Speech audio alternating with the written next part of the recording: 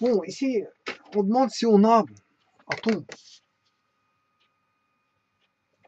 somme des cas pour k égale 10 jusqu'à 37, c'est-à-dire 10 jusqu'à 37, c'est-à-dire 10 plus 11, plus 12, plus 13, plus 3 petits points, plus i, plus 3 petits points, jusqu'à 37, c'est ce que ça veut dire. Hein. Voilà. Est-ce que c'est égal à la somme de s égale 10, s jusqu'à 37? Ben, évidemment que oui. Pourquoi? Parce qu'il n'y a rien qui change là-dessus. Le nom de l'indice de sommation est sans influence sur le résultat. Pour autant que, bon, ici, vous avez mis k, k, et là, ss, parce que si vous mettez s et p, ça n'a plus rien à voir. Hein. Il faut que les variables, si c'est des variables, enfin, k est une variable, et si ça c'est une variable, eh bien, ça doit être du même nom. Parce que si je mets p qui est une constante, et là je mets la même constante, j'ai qu'une égalité. J'ai qu'une égalité. Parce que c'est une constante, elle est la même que celle-là, et l'écriture k égale 10 à 37 et s égale 10 à 37 ne change rien. P étant une constante. Maintenant, si je mets k variable, ben là je dois respecter pour avoir l'égalité S variable, puisque ici j'ai ce qu'on appelle le nom de l'indice de sommation K, ici, et là c'est S, donc ça ne change rien. Donc il y a une parfaite égalité entre les deux. Maintenant, est-ce que maintenant, si je prends le cas avec la lettre K, est-ce que c'est égal à J est égal à 1 jusque, bien sûr ça c'est le N, hein. N égale 37, c'est la valeur finale, voilà, de 1. On va commencer en 1, là, on va faire 1, plus 2, plus 3 petits points, plus i, plus 3 petits points, plus la dernière valeur est 28, mais à ce moment-là, il faut rajouter, si vous voulez, une certaine valeur que je vais voir tout de suite. Alors, pourquoi? Parce que ça peut s'exprimer comment? Tout d'abord, pour avoir l'égalité, il y a égalité si vous avez ceci. Somme de k, k commençant bien sûr par AP, et ici j'ai n égale m, bon, il y aura égalité si ici j'ai n égale, là je peux commencer en j égale 1, je mets la variable j, voilà, et là je dois marquer m moins p plus 1, et là je dois additionner p. Voilà. Si j'ai écrit ceci, il n'y a pas de problème, il n'y a pas de différence, il y a une égalité stricte. Écrire ça ou ça, c'est la même chose. Là, on commence en P, mais on termine en M. Là, on commence en 1, mais on termine en M moins P à l'écart de ces deux-ci, plus 1. Voilà. Donc, si j'écris 37 ici, K égale 10, hein, on avait dit combien dans l'exercice? K égale 10. Je commence en 10, je termine en 37. Je commence en 10, je termine en n égale 37. Voilà pour K. Ça, c'est égal à quoi? Je commence en 1, je termine en 37 moins 10, ce qui fait 27 plus 1, ce qui fait n égale 28. 28, bien sûr, j plus une constante, et cette constante, c'est exactement la constante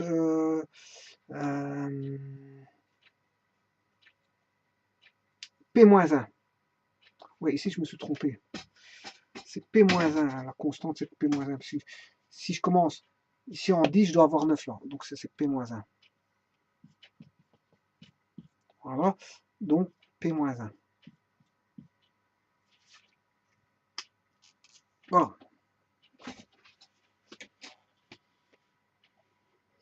Eh bien, c'est ce que j'ai. Parce que je commence bien en 1. Là, j'ai bien 37 moins 10 plus 1, ce qui fait 28. Hein, pour l'instant, tout va bien. Et là, c'est mon fameux 10 moins 1. Mon P.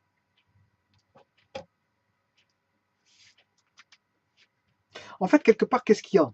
Là, c'est une renumérotation, tout simplement. Là, je débute en 10 et là, je débute en 1. Mais si je remets la renumérotation par rapport à 1, il faut tenir compte de ce fameux P-1. Je dois prendre la valeur de K ici et enlever 1.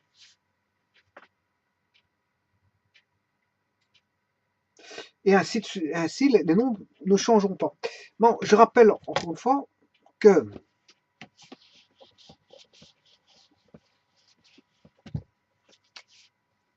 la somme pour K égale P jusque N égale M de K, c'est égal à la somme de J égale à 1 jusque N égale M moins P plus 1, bien sûr, de J, de la variable J, la variable J, additionné à ça,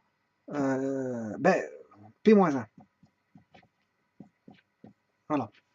Bon, mais ça, on sait l'écrire autrement. Ça peut s'écrire somme de J pour J égale 1 jusque N égale M moins P plus 1 de J. Et là, bien sûr, ce sera M moins P plus 1 fois P moins 1.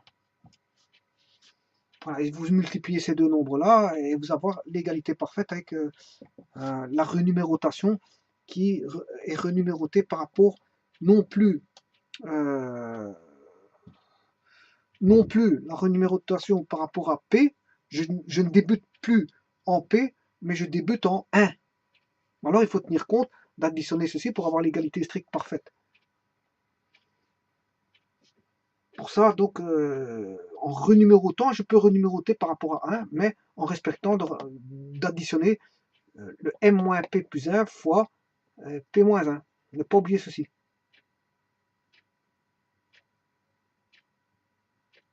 Bon, je prends un exemple. Alors, si je prends un exemple, pas très difficile, on va pas trop calculer, donc je vais prendre, je sais pas moi, qu'est-ce qu'on va prendre?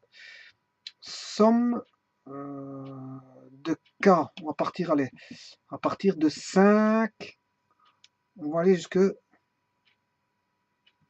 10. Voilà, on va aller jusque 10. On va aller jusque 10 de K, ce qui veut dire qu'on a 5, plus 6, plus 7, plus 8, plus 9, plus 10. La valeur initiale, c'est 5, et la valeur finale, c'est 10. Donc 5 plus 6 plus 7 plus 10. Ceci, c'est égal à, je vais numéroter par rapport à 1, donc si je renumérote par rapport à 1, je dois faire 10, 10 moins 5 plus 1. Voilà.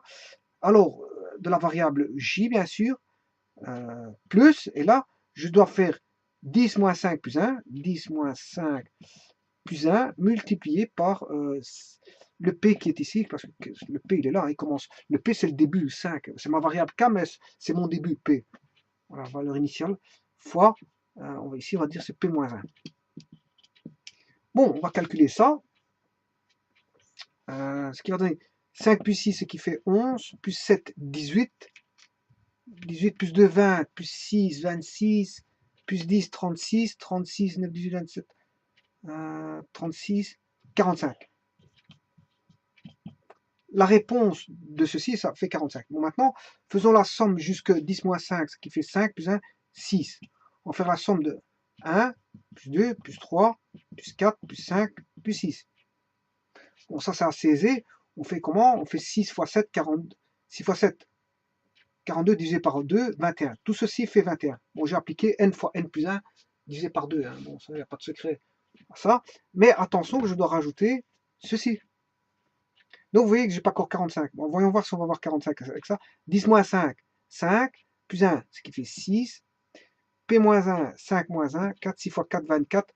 24 plus 21, ça fait bien 45. Vous voyez bien que ce que j'ai dit est correct.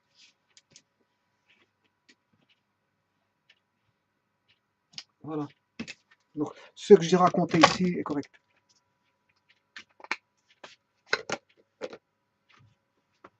Voilà, je vous remercie.